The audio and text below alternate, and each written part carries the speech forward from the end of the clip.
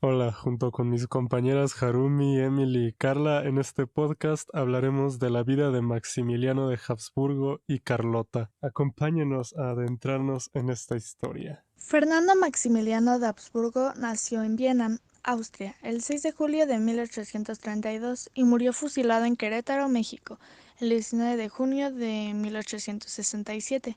Fue archiduque de Austria, hermano del emperador Francisco José de Austria-Hungría y pertenecía a la poderosa casa de Habsburgo. Su nombre era Fernando en homenaje al emperador Fernando I de Austria, padrino y tío paterno. Maximiliano en honor al rey Maximiliano I de Baviera, su abuelo paterno, y José María con un nombre de tradición católica. Sofía, su madre, decía que Maximiliano de entre todos sus hijos era el más cariñoso. Maximiliano, recién cumplidos los 13 años, en 1845, recorrió junto a Francisco José los reinos de la península itálica. Fue educado desde temprana edad a los rigores de la etiqueta del corte en Viena. Maximiliano fue el primero criado a cargo de una institutriz. Su hermano como Maximiliano compartieron un horario escolar denso, ya que Maximiliano a sus 17 años tenía hasta 55 horas de estudio por semana. A lo largo de su educación fue instruido en piano moderado, filosofía, historia, derecho, además de que se hizo políglota, pues además de su nativo alemán, aprendió inglés, francés, italiano, húngaro, polaco, rumano y checo, y a lo largo de su vida siguió aprendiendo más idiomas como el portugués y el español. Maximiliano tuvo dos grandes amores antes de Carlota. Uno en 1850. Maximiliano se enamoró de una condesa llamada Paula Bont. Era hija del emperador de Viñeda.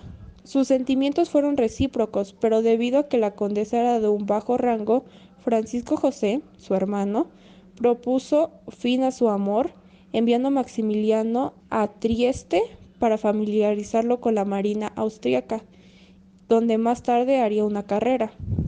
El segundo amor de Maximiliano lo conoció cuando llevó a cabo un viaje a Lisboa, donde ahí conoció a la princesa María Amelia.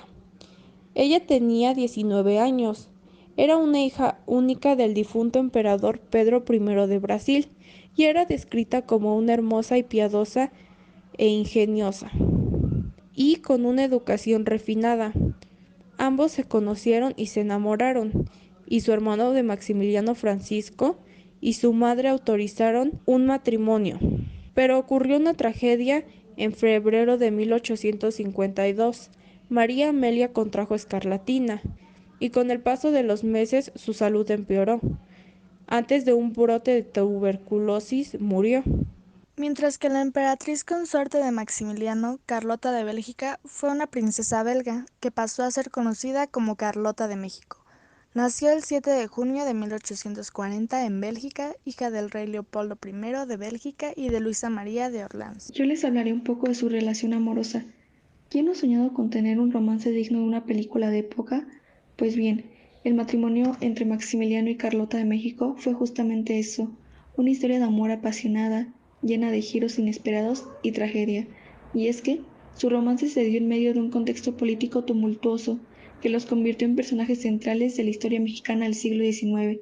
Maximiliano de Habsburgo, archiduque de Austria, y Carlota de Bélgica, hija del rey Leopoldo I, se conocieron en un baile real en Bruselas en 1854.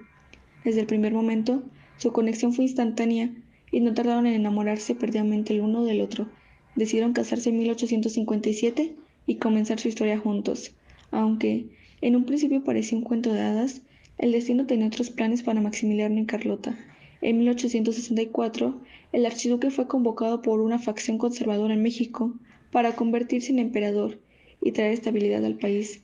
A pesar de las resistencias de Carlota, quien temía por la inseguridad y los problemas políticos, decidieron aceptar el desafío y embarcarse en una nueva aventura. Sin embargo, la situación en México no fue muy lírica como se esperaba. Maximiliano y Carlota tuvieron que enfrentarse a la resistencia de los liberales mexicanos, liderados por Benito Juárez, quien se oponía a la intromisión extranjera en el país. A medida que los conflictos se intensificaban, la salud mental de Carlota se vio afectada, sumiéndola en la desesperación y la locura. Aunque su historia de amor tuvo un trágico final, El romance de Maximiliano y Carlota no deja de fascinarnos. Su valentía al enfrentar las adversidades, su devoción el uno por el otro y su deseo de construir un futuro mejor para México son temas que siguen resonando en la actualidad. Nos recuerdan que a veces el amor puede ser el motor capaz de enfrentar cualquier obstáculo y que, incluso en los momentos más oscuros, el recuerdo de aquellos que amamos puede inspirarnos a seguir adelante. Antecedentes de la llegada de Maximiliano de Habsburgo a Nueva España. Antes de que Maximiliano llegara a México, la Guerra de Reforma de 1858 a 1851 enfrentó a los dos grandes grupos que dividía el país, los liberales y los conservadores. El sangriento conflicto terminó en la derrota de los conservadores y Benito Juárez, líder de los liberales, como presidente del país.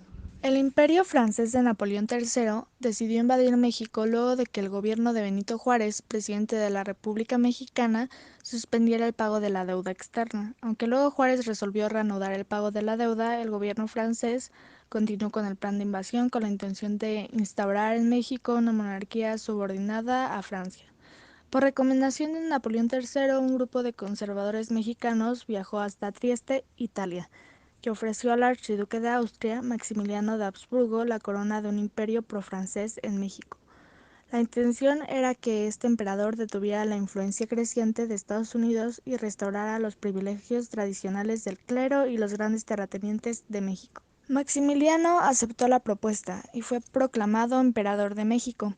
Arribó a Veracruz el 28 de mayo de 1864 y se instaló junto a su esposa Carlota en el castillo de Chapultepec, en la Ciudad de México. Gobernó sobre el Imperio Mexicano con el apoyo de sectores monárquicos y tropas francesas. ¿Cómo era el imperio bajo el gobierno de Maximiliano y Carlota? En poco tiempo Maximiliano comenzó a desilusionarse y perder el apoyo de los conservadores, que lo habían llevado al poder.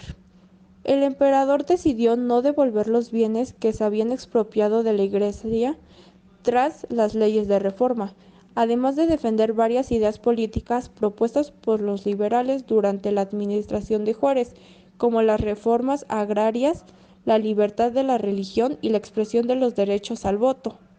Pronto se ganó el rechazo de todos los conservadores, y el clero que lo veía como un traidor, y los liberales que siempre lo habían visto y considerado como un invasor. Se dice que Maximiliano era un hombre de muy poco carácter, muy malo para los números, un emperador que gastaba muchísimo dinero en obras que sin duda eran hermosas, como la remodelación del castillo de Chapultepec o la avenida de los emperadores, que hoy en día se conoce como la Avenida de Reforma, además de intentarse hacer mexicano vistiéndose de charro y aprendiendo español.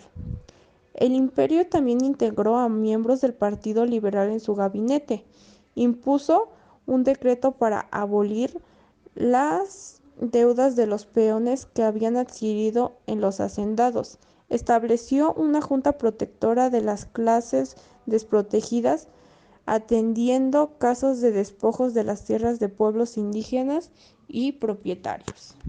¿Qué hizo Carlota en el imperio? Ella fue quien convenció a Maximiliano de asumir la misión divina que les había llegado, ya que ella había sido educada para reinar, por lo que se embarcaron a un México ya dominado por los franceses. Yo prefiero, por mi parte, una posición que ofrece actividad y deberes, aun dificultades si queréis, a contemplar el mar desde una roca hasta los 70 años, le escribió la condesa de Hulst según la correspondencia documentada por Igler. Fundar una dinastía y ocuparse del bienestar de un pueblo son grandes tareas. Y ante la ausencia constante de Maximiliano en el castillo de Miravalle, como nombraron al de Chapultepec, Carlota no tardó en tomar las riendas del poder y en su mandato hizo grandes aportaciones. Decretó la Ley de Instrucción Pública, que garantizaba la instrucción primaria gratuita y obligatoria. Fundó escuelas y academias. Emprendió la mejora de los transportes y las comunicaciones, como la vía ferroviaria de la Ciudad de México al puerto de Veracruz. En la capital abrió el Paseo de la Emperatriz, que posteriormente se convirtió en el Paseo de la Reforma, la avenida más icónica de México. Limitó el horario laboral y los castigos corporales, así como el trabajo infantil, según investigaciones de Igler. ¿Cómo era la relación de Maximiliano y Carlota? Una pareja real enfrenta una serie de desafíos únicos y a menudo difíciles de manejar. desde su compromiso hasta su vida matrimonial.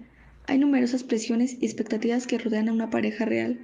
Uno de los desafíos más importantes es mantener un equilibrio entre su vida personal y los deberes reales.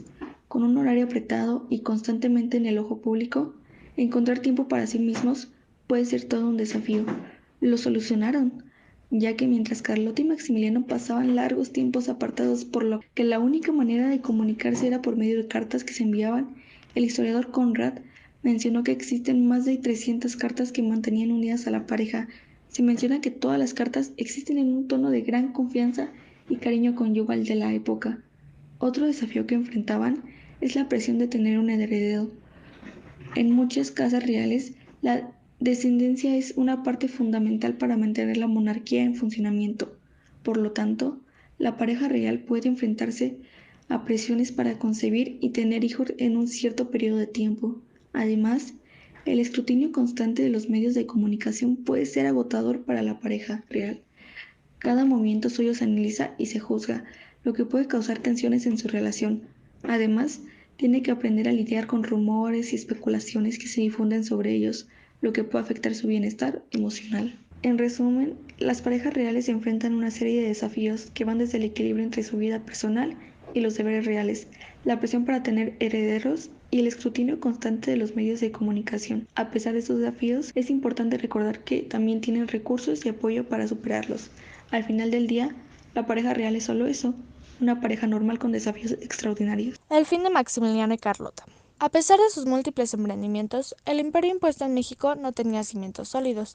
La resistencia de los liberales del presidente Juárez mantuvo abiertos varios frentes contra los franceses, que para 1866 ya comenzaba a retirar sus tropas de México y con ello el vital apoyo al nuevo imperio. Entre los días 13 y 15 de junio de 1867, Maximiliano de Habsburgo y Miguel Miramón, quien había sido un destacado líder conservador de la Guerra de Reforma, y Tomás Mejía fueron condenados a muerte en un juicio celebrado en el Teatro Iturbide de Querétaro. El día 19 de junio, en el Cerro de las Campanas, los 3 hombres fueron fusilados por un pelotón de 7 soldados. Antes de morir, el depuesto emperador llegó a decir: «Voy a morir por una causa justa, la de la independencia y la libertad de México. Que mi sangre selle las desgracias de mi nueva patria. ¡Viva México!». Y pues después de eso fue fusilado. Sin embargo, su cuerpo no descansó ahí, pues se registró en algunos documentos de la época sobre el terrible desenlace de este. Por esas fechas en las que fusilaron a Maximiliano, Carlota había partido meses antes hacia Europa para exigir el respaldo de Napoleón III y el Papa Pío IX, quienes nunca oyeron sus súplicas.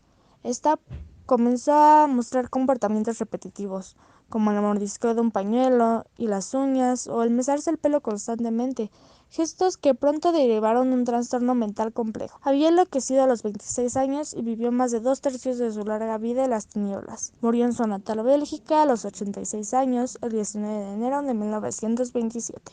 El cuerpo fue devuelto al convento de Capuchinas, de donde salió Maximiliano para su ejecución. El cuerpo fue colocado en una mesa de madera. Se observaron los 5 impactos de bala a la altura del abdomen y el famoso tiro de gracia en el corazón del emperador. El rostro tenía varias contusiones notorias y el embalsamiento fue encargado al doctor Vicente Licea. Durante los 7 días que duró el embalsamiento del cuerpo, cualquier objeto que hubiese tenido contacto con el cadáver o fuera parte de este se comenzó a vender, principalmente a mujeres de la alta sociedad queretana. Uno de los mitos es que incluso los ojos del emperador fueron vendidos, por lo cual le agregaron otros de cristal. El doctor fue acusado de haber tratado cual carnicero el cuerpo del archiduque y querer lucrar con sus órganos y sangre. Se dice que fue la princesa Agnes de Salsalm quien acusó al doctor Licea por el robo y la venta de objetos que obtuvo del cuerpo. Además de un embalsamiento catalogado como pésimo, el cadáver se dirigió hacia la Ciudad de México, en donde cayó a un arroyo y quedó totalmente empapado, lo cual lo dejó hecho un desastre. Al ver el resultado del cuerpo, Juárez pidió un nuevo embalsamiento.